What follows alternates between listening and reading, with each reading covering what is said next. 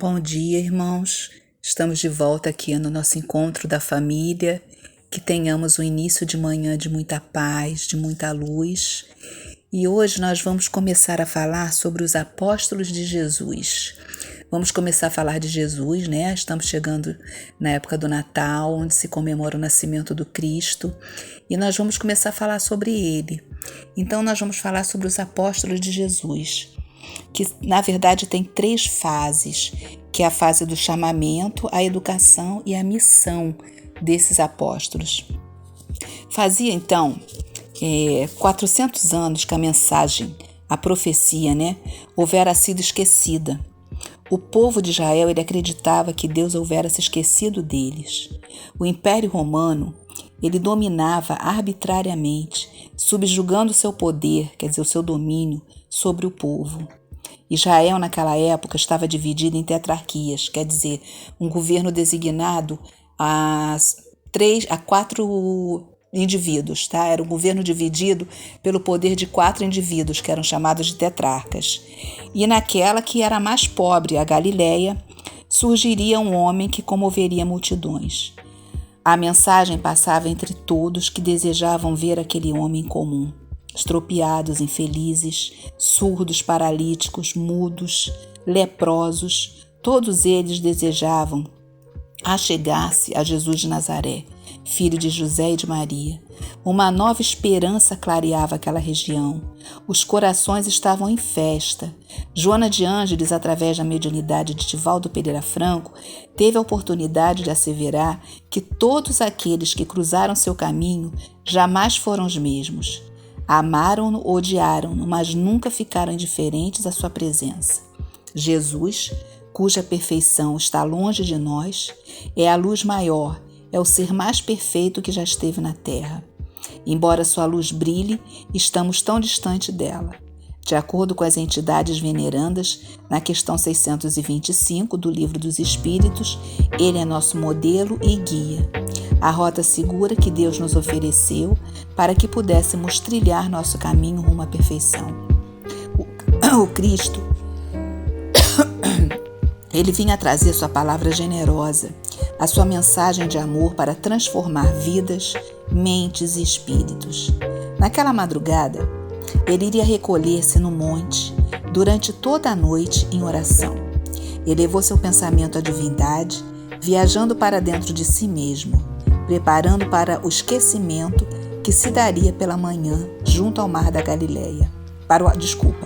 Preparando-se para o acontecimento que se daria pela manhã junto ao mar da Galileia, também chamado Lago de Tiberíades, Lago de Genezaré, onde uma multidão amontoava-se para vê-lo.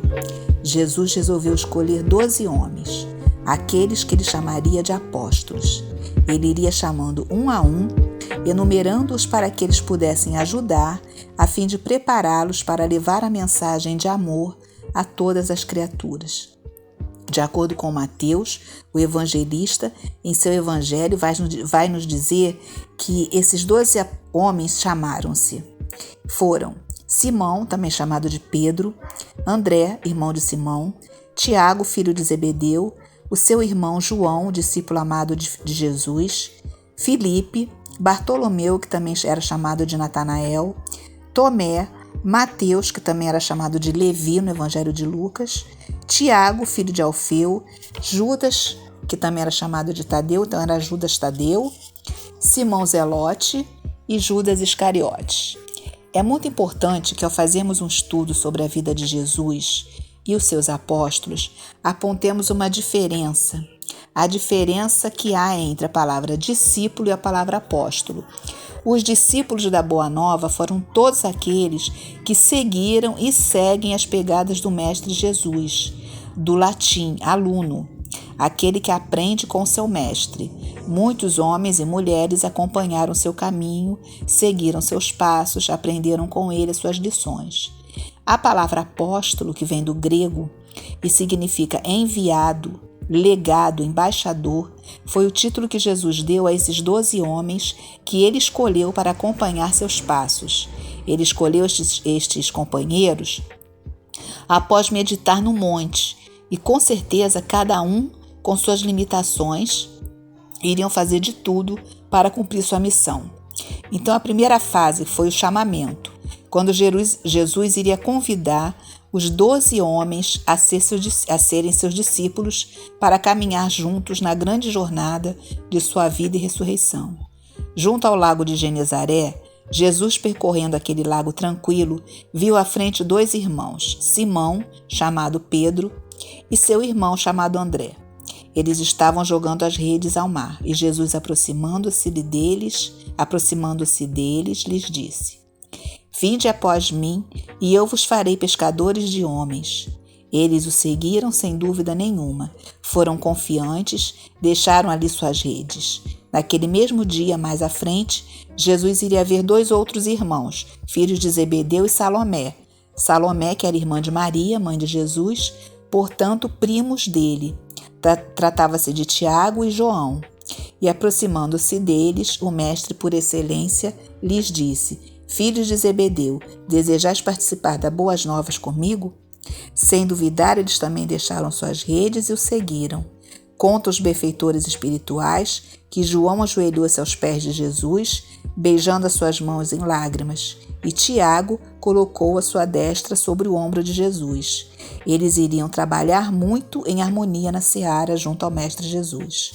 João foi chamado o discípulo amado do Mestre. Ele era o mais novo, com apenas 14 anos de idade. Bartolomeu, também chamado de Natanael, conheceu Jesus através de Filipe. Certo dia, Bartolomeu estava em sua casa quando Filipe aproximou-se dele e lhe disse: Aquele em quem nós estamos aguardando desde há muito já se encontra entre nós. É Jesus de Nazaré. Filho de um carpinteiro? Bartolomeu sorriu zombando. Pode vir alguma coisa boa de Nazaré? É porque naquela época, apesar do povo aguardar a vinda do Messias, eles não sabiam de onde ele viria, e corria boca a boca que na região de Nazaré não poderia vir nada de bom.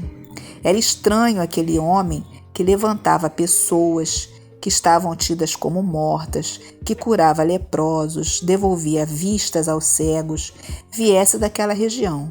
E, portanto, eles resolveram ir ao encontro do Mestre para que Bartolomeu pudesse ver com seus próprios olhos. Ele andava por aquela estrada poeirenta quando avistou ao longe Jesus, assentado sobre uma rocha, debaixo de uma árvore. E quando Bartolomeu se aproximou dele, antes que dissesse qualquer coisa, Jesus lhe disse: Aqui há um verdadeiro israelita, em que não há dolo. Dolo quer dizer não há culpa, não há fingimento. O homem ajoelhou-se aos pés daquele desconhecido e lhe disse: Rabone, que quer dizer mestre, tu sabes quem eu sou? Ergo bonus pastor sum, quer dizer, eu sou o bom pastor e conheço a todas as minhas ovelhas. Naquele dia, Bartolomeu reconheceu Jesus, o mestre por excelência. Filipe já era discípulo de Jesus quando convidou Bartolomeu.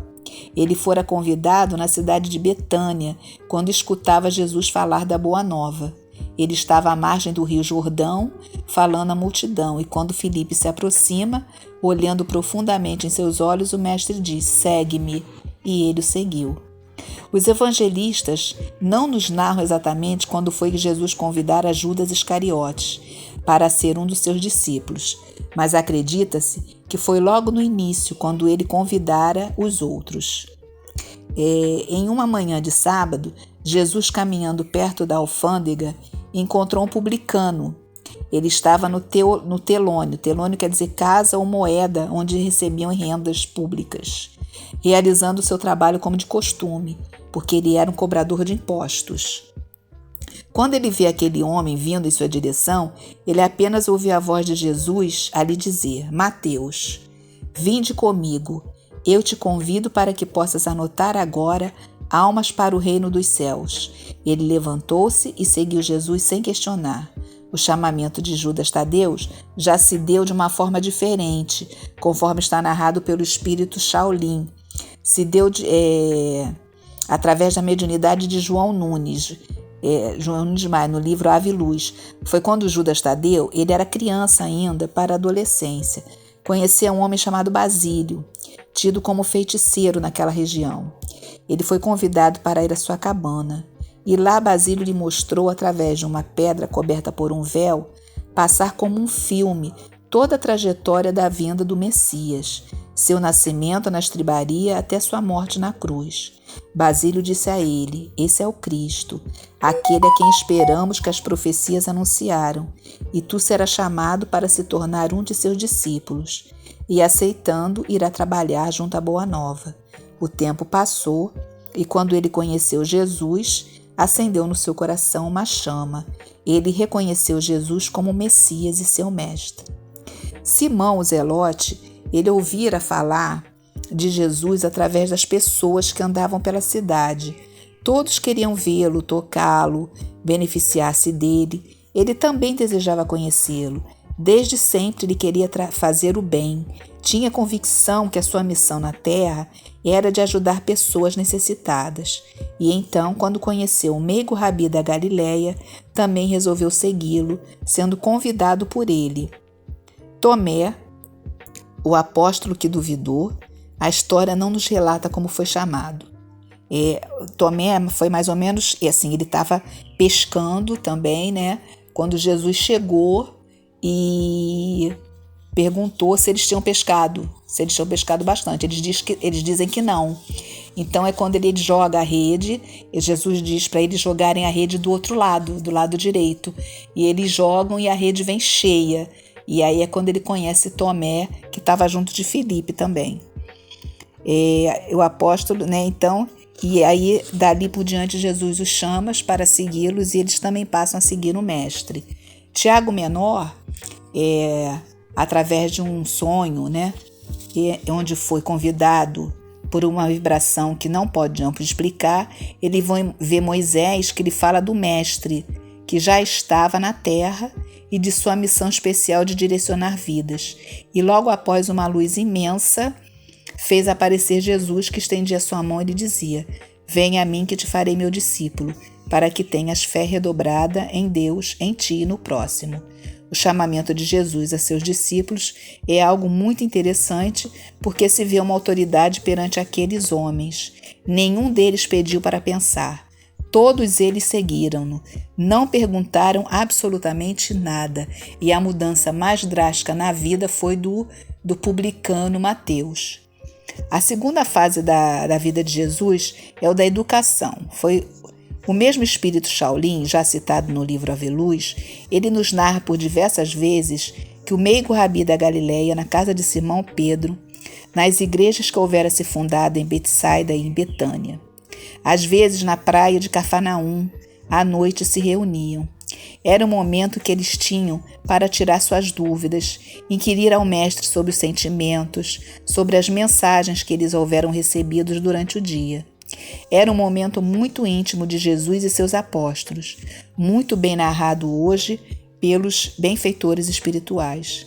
Durante 3 anos e meio aproximadamente, conforme nos contam os historiadores, esses 12 homens que foram apóstolos de Jesus seguiram suas pegadas trabalhando em seu nome e aprendendo sua lição valorosa, e onde quer que o mestre estivesse, eles também estavam.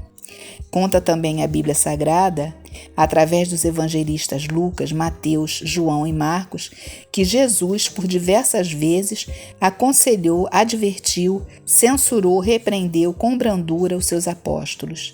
Assim, nós vamos notando que durante a trajetória de Jesus na terra, ele foi preparando um a um para que eles pudessem depois continuar o trabalho. A terceira fase é o da missão. No ano em que Jesus foi crucificado, logo após a sua morte, no 3º dia, como houvera prometido, regressara para viver com seus. Durante 50 dias, Jesus apareceria para prepará-los ainda mais para o trabalho que iriam empreender. No dia conhecido como Pentecostes, que era uma comemoração que se realizara a colheita do trigo logo após a Páscoa, eles estavam todos no monte, quando Jesus aparece à multidão. E depois do Sermão da Montanha, este será o mais belo discurso de Jesus para aqueles que desejam segui-lo. Era uma orientação não apenas aos seus apóstolos, mas para todos nós, aqueles que seríamos os cristãos. Jesus disse a eles: Ide e pregai. Levai a minha mensagem a todos os povos. Curai os enfermos, limpai os leprosos, ressuscitai os mortos. Expulsai os demônios. Hajam em nome do meu Pai, que está nos céus. Não possuirás ouro nem túnicas, nem alparcas, que eram sandálias, para o caminho, mas somente aquilo que te é necessário. Eu vos envio como ovelhas em meio aos lobos. Sede prudente como as serpentes e mansos como as pombas. Acautelai-vos, porém, dos homens, porque eles vos perseguirão, açoitarão por mim em nome da causa. Mas saibam, eu estarei contigo, pois matam o corpo, mas o espírito vivifica. Então a pregação dos apóstolos começou na Palestina. A partir daqueles dias, eles seriam de 2 a 2, levando a mensagem de Jesus onde se fizesse necessário. Mais tarde, essa mensagem iria se estender a outros países, quando Paulo de Tarso transforma-se, então ele leva sugestão a Simão Pedro para que a mensagem fosse levada a outros povos, porque eles também deveriam receber daquela fonte inesgotável de amor. Eles fundaram a Casa do Caminho. Simão Pedro era aquele quem estava à frente do trabalho, naturalmente auxiliado por outros companheiros, os outros apóstolos, mas que logo tiveram que deixar nas mãos dos apóstolos mais velhos, pois deveriam sair para viajar em missão. Conta-se que o casarão da Casa do Caminho era um imenso terreiro sem conforto algum, onde ali portavam criaturas trazendo não apenas dores físicas, mas também espirituais, necessitados de toda sorte. E aqueles homens bondosos que haviam sido despertados por Jesus auxiliavam e estendiam a sua mão. Mas, infelizmente, Roma, com seu império, desejou colocar sobre aqueles homens sua autoridade, e com o passar do tempo a Casa do Caminho, a primeira igreja cristã, iria fechar as suas portas, não iria sobreviver ao jugo romano, pois os apóstolos foram sendo perseguidos.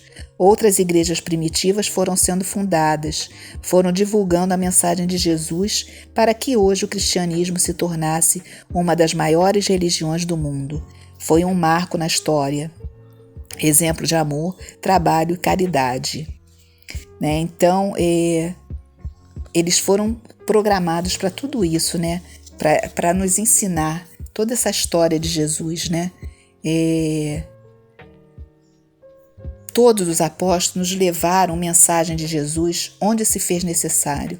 Dentro das suas limitações, eles cumpriram sua missão, alcançaram sua plenitude, porque eles traziam dentro dos seus corações a mensagem de Jesus que lhes dizia: não temais, porque eles matam o corpo, mas não podem matar o espírito, porfiai até o fim. Então nós que somos cristãos e espíritas e queremos seguir a mensagem de Jesus Cristo, pensemos: o que estamos fazendo de nossa vida? Qual o destino que estamos lidando? Jesus de Nazaré, quando esteve em nosso meio, nos disse: aquele que quiser vir após mim, negue a si mesmo, pegue a sua cruz e siga-me. Eu sou o caminho, a verdade e a vida. Ninguém vem ao Pai senão por mim.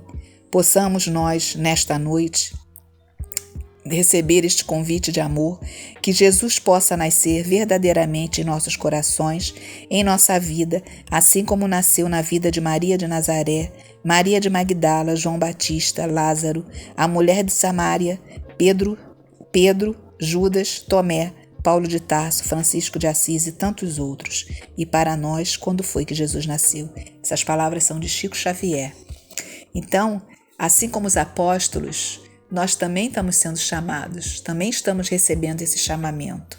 E que através desse chamamento de Jesus, nós possamos, não temos aquela presença marcante dos apóstolos, porque eles foram espíritos escolhidos por Jesus, já preparados na espiritualidade. Eles já tinham sido preparados na espiritualidade para serem esses seguidores do Mestre, e depois que Jesus partisse, eles iriam continuar a ensinar o Evangelho do Cristo. Eles iam continuar a história dele, não deixar aquilo apagar, morrer, sumir com o tempo.